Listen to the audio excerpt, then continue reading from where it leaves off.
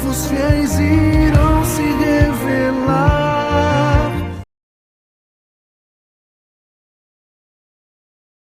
Agora se inicia então o movimento milerita, o grande movimento adventista.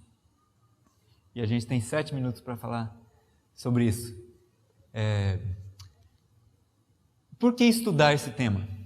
A irmã diz assim, ó, vou pegar só esse terceiro ponto aqui. A história das experiências iniciais na mensagem será um poder para resistir o engenho magistral dos enganos de Satanás. Você quer ter um poder para resistir Satanás no fim? Estude sua história. Conheça a história adventista. Então a gente está agora, depois do ano 1798, a gente está ali, ó, 1831, mais ou menos.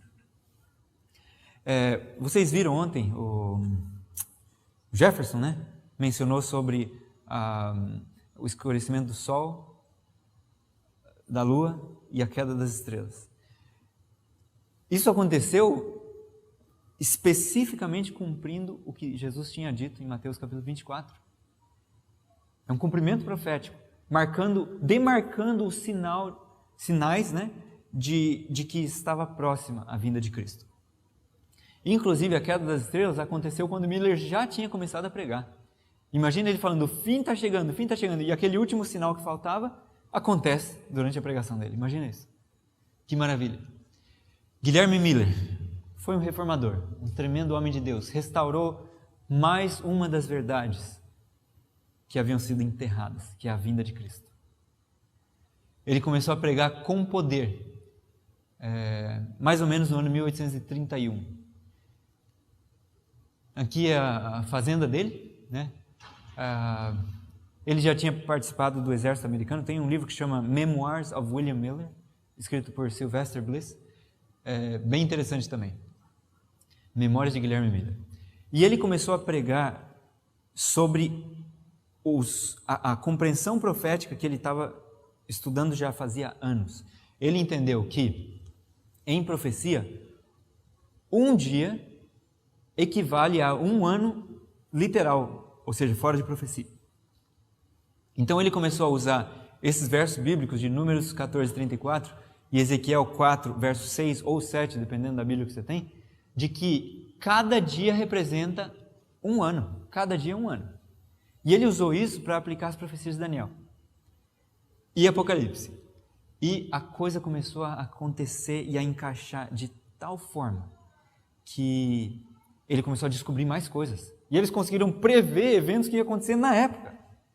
Por exemplo, um dos grandes eventos que foram preditos 2 anos antes de acontecer foi a queda do Império Otomano. Olha isso aqui. Em 1838, o Dr. Josias Litch, da Filadélfia, Pensilvânia, havendo abraçado a verdade anunciada por Guilherme Miller, uniu-se à obra de propagar a publicidade da mensagem. Preparou artigos para publicação sobre o tema das 7 trombetas do Apocalipse. E veja bem, esse é outro ponto. Está havendo confusão entre nós sobre o que é as 7 trombetas. Só que a gente não precisa se confundir. É só ler o grande conflito. Ali já está identificado para nós qual é a 5ª e a 6ª trombeta. Não precisa ter dúvida. Só que nós estamos deixando de ler a revelação e aceitando palavras de homens que se julgam muito sábios, muito eruditos, tão eruditos que a revelação de Deus já não é mais tão relevante para eles. Eu sinto dó deles, mas ao mesmo tempo a gente não pode ficar quieto. Ante um assim diz o Senhor, nossa boca deve ficar calada. A gente pode ter 20 títulos de estudo. Eles não valem um pingo diante do assim diz o Senhor. Isso tem que ser lembrado. Tá? E quanto mais a pessoa confia em si, menos o Espírito Santo está usando ela. Então, cuidado com as afirmações de supostamente doutos que negam a revelação. Continua aqui, falando sobre Josias Litch. Ele se posicionou de forma incondicional, defendendo que o soar da 6ª trombeta terminaria e que o poder otomano iria cair no dia 11 de agosto de 1840. Ele publicou isso no jornal. antes de acontecer. Ele falou, segundo as profecias. Segundo essa interpretação de Guilherme Miller. Isso aqui, esse evento vai acontecer no dia 11 de agosto de 1840. E o povo ficou assim. Alguns falaram, uau, esse homem tem coragem. Pelo menos alguém tem coragem aqui. E eles falaram, se o que ele falou estiver certo, se acontecer, vai validar o que Miller falou. O que Miller está pregando. E se não, aí não.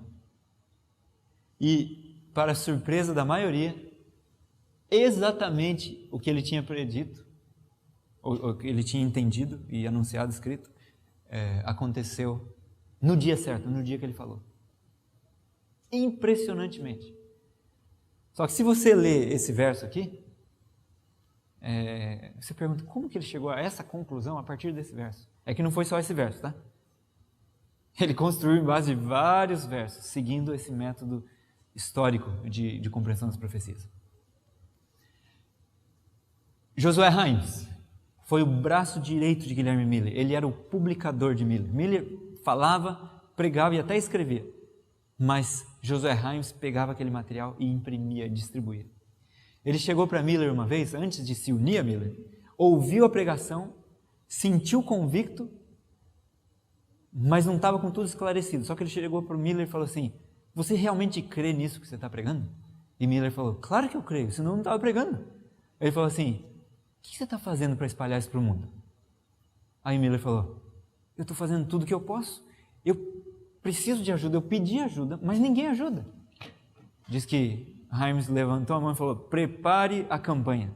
Nós vamos entrar em todas as principais cidades da nação. E realmente, eles entraram em Boston, Nova York. Eles foram para Oberlin. Você já ouviu falar do colégio Oberlin? Eles pregaram em Oberlin. A reforma estava acontecendo, a reforma educacional estava acontecendo em Oberlin. E eles vieram lá e pregaram a mensagem da vinda de Cristo. Eles foram em diversas cidades. Ao mesmo tempo que Miller estava pregando isso nos Estados Unidos, havia gente pregando ao redor do mundo. Quantos já ouviram falar de José Wolff? Tremendo homem de Deus. Manuel Lacunza, né? Na América do Sul aqui, ele era jesuíta, só que ele se convenceu de que Cristo estava para voltar. E ele escreveu um livro, até mudou o nome, usou um pseudônimo. Juan Josafá Ben Ezra, sobre a vinda de Cristo. Impressionante. Himes tinha preparado essa harpa milenial, que era o inário milerita. Você sabia que a gente tem acesso a isso hoje? O Google fez o favor de digitalizar um monte de livros, inclusive isso. Você pega em PDF no Google. Millennial Harp, preparado para as reuniões sobre a vinda de Cristo no ano 1843, por Josué Himes. Fiquei maravilhado de ver esses hinos aí. Publicado em Boston. Essa era a tenda que eles usavam. Eles usavam uma grande tenda que cabia milhares de pessoas. E isso alavancou a pregação da mensagem. Porque eles não precisavam ir para uma igreja local. As igrejas negavam a entrada deles, sabia? Eles chegavam em alguns lugares, os pastores falavam, não, aqui não. Sem problema.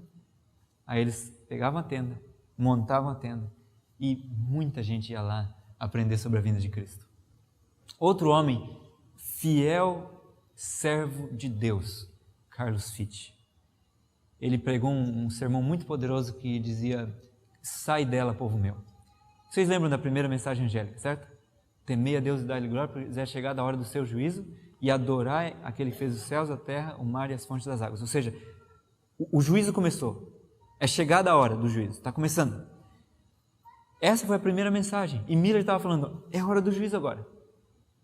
Eis o noivo, saiu ao seu encontro. Eles criam que Jesus ia voltar e limpar a terra. O juízo ia acontecer.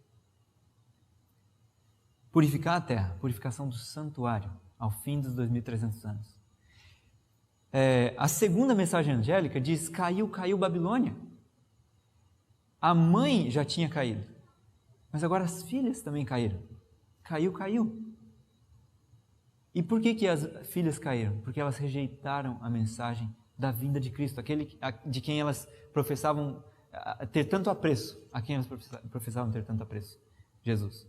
E elas começaram a negar a mensagem milerita, rejeitar a mensagem milerita e falar, não entrem aqui. Se você assistir com os mileritas, você vai ser expulso da igreja. Vocês sabiam que a família de Ellen White inteira foi desligada da igreja metodista por estar participando das reuniões mileritas? Então, as filhas também caíram. A segunda mensagem angélica foi dada. Tinha gente ao redor do mundo pregando isso. Tem a história no livro O Grande Movimento Adventista, que Loveborg escreveu. Vocês ganharam esse livro aí, certo? Todos ganharam. Então, nesse livro, fala sobre gente na Suécia, crianças pregando a mensagem milerita, cantando hinos mileritas, sem nunca terem ouvido os hinos, cantando todas as estrofes. Adolescentes sendo presos e açoitados por pregar a mensagem milerita. E Loveborg entrevistou uma dessas crianças quando ele foi para Noruega, eu acho, muitos anos depois, 50 anos depois. E ele falou assim, você foi um dos que pregou a mensagem? E aquele senhor já de idade falou assim, preguei? Eu tive que pregar. O poder de Deus descia sobre mim e eu falava. Imagina isso. Crianças anunciando a mensagem de Cristo. E aí vem então Samuel Snow. Alguém lembra qual o papel dele?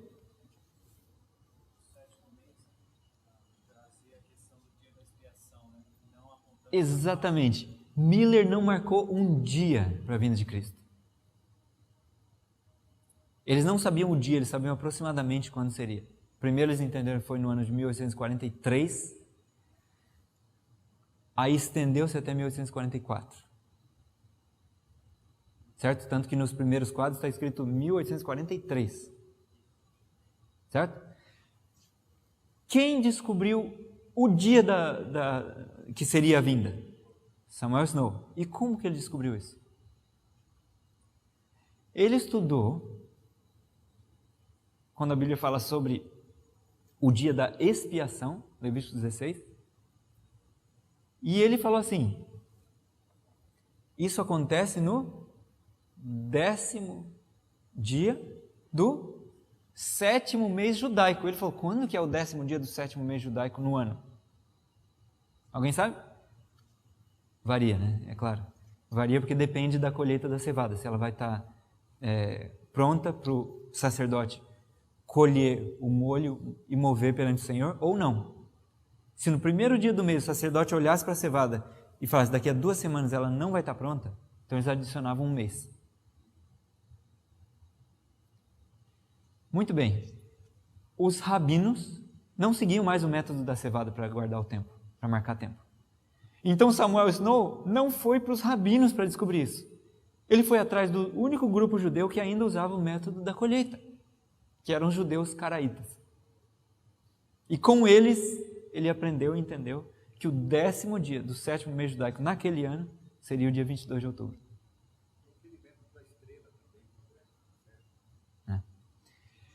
Então, na campal de Exeter, ele chegou e anunciou isso. E a campal começou a ferver. E as pessoas estavam tão animadas, porque agora elas tinham um tempo definido. Não era mais um tempo aberto. Era um tempo definido, a gente sabe a data. E eles começaram a avançar com poder e pregar essa mensagem. Isso foi em agosto de 1844. Miller e Himes não aceitaram a data, senão até o começo de outubro. Então veja bem, não foram os principais, não foi o Carlos Fitch, Himes, Miller,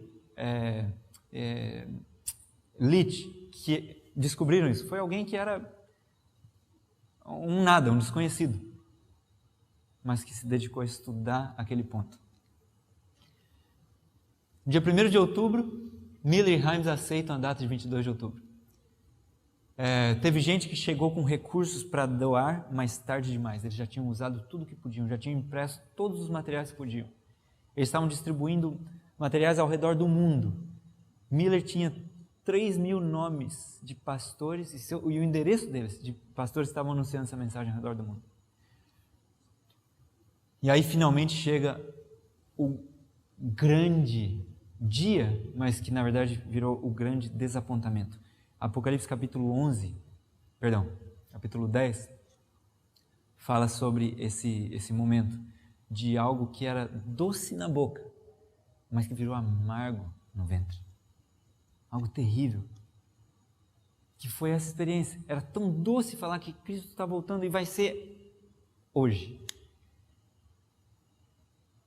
As pessoas estavam quase já no céu. A mente delas estava assim. Elas tinham deixado tudo por Cristo.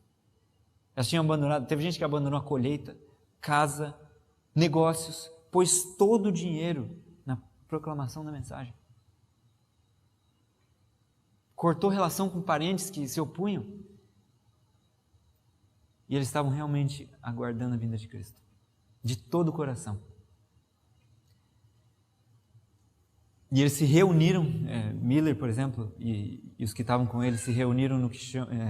entende-se que eles se reuniram no que se chama a Rocha da Ascensão, na fazenda dele, né? E eles esperaram ali o dia todo. Quando começou a ficar tarde, eles estavam já se questionando, e agora? Será que é agora? Será que vem?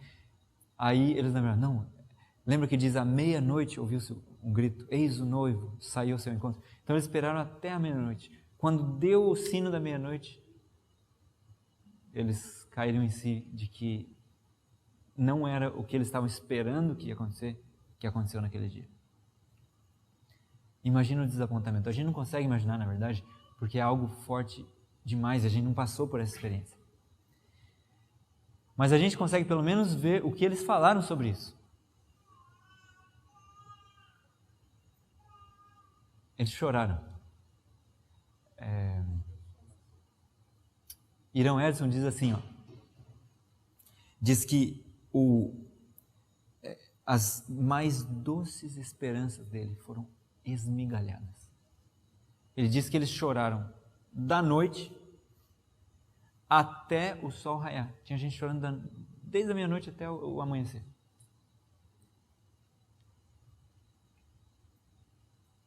E eles, naquela luta, Deus não abandonou eles. Eles são o povo peculiar de Deus. Então, Ele mandou luz imediatamente. E a luz que Ele mandou para eles ali foi através de Irão Edson e Crozier, o irmão Crozier. Eles se enganaram, sabe por quê? Porque eles aceitaram um ponto só, de fé, que não tinha evidência bíblica, mas era bem aceito por todo mundo, de que a terra era o santuário. Eles não checaram todos os pontos. Está aí a importância de um diligente estudo. Eles aceitaram, não, isso aqui é tão claro que todo mundo já sabe, sem ver que a Bíblia diz que a terra é o santuário. Pensam, isso aqui deve ser, não tem problema. Tanto que nem os opositores questionavam esse ponto. Nem os que defendiam, nem os que se opunham. A gente tem que terminar, eu só vou falar então esse último ponto e a gente interrompe aqui, tá? Esse aqui, então, é Irão Edson. Na manhã do dia 23 de outubro, bem cedo, ele e o irmão Crozier estavam orando, pedindo a Deus esclarecimento. Falando, Senhor, nos mostra onde a gente errou. E eles sentiram um conforto tremendo vindo da parte de Deus. Com aquele conforto que eles sentiram, eles falaram, vamos falar então para os nossos outros irmãos, confortá-los também, porque Deus nos confortou. E eles foram pelo meio da plantação, não andando na rua, porque todo mundo ia ficar caçoando deles, eles foram pelo meio da plantação. E quando eles estavam indo, o irmão Crozier diz assim, eu andei um pouco, de repente eu notei que o irmão Edson não estava do meu lado mais, eles estavam no meio da plantação. Quando ele olhou para trás, ele viu o irmão Edson olhando assim, num êxtase. E ele falou, irmão Edson, está tudo bem?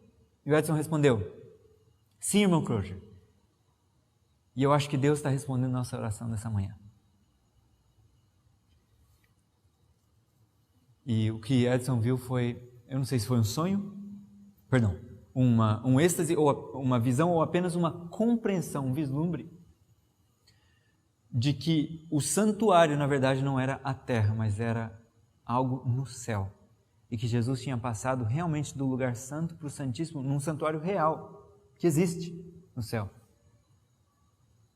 E isso clarificou todo o desapontamento. Jesus estava mudando seu ministério no céu. De sacerdote, ele estava agindo agora como o sumo sacerdote, espiando os pecados do povo. E o juízo tinha começado. Ver ali nomes. Nomes são aceitos, nomes são rejeitados. Começando de Adão. Essa doutrina do santuário, ela é uma das coisas principais que liga o movimento adventista. E ela é uma das coisas que mais vai ser atacada pelo maligno. O dom de profecia também é uma das coisas que mais vai ser atacada. Então, essa próxima palestra, a gente vai tratar sobre o dom de profecia. Bom, vamos só orar e aí a gente interrompe aqui. Pai nosso que estás nos céus, obrigado pela mensagem que o Senhor deu ao teu povo. Obrigado pela história preciosa que o Senhor registrou para nós e preservou para nós. Ajuda-nos a vivermos à altura da revelação que o Senhor dá. E ajuda-nos a sermos fiéis, corajosos e de coração inteiramente dedicado a Ti. Em nome de Jesus. Amém.